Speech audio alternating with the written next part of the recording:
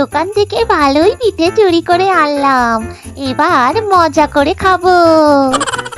আরে, কাকটার কাছে পিঠে আছে দেখছি, কিন্তু খাই কি করে, নেব কি করে ওর কাছ থেকে? মাথায় একটা বুদ্ধি এসেছে। কত সুন্দর পাখি রে বাবা এটা!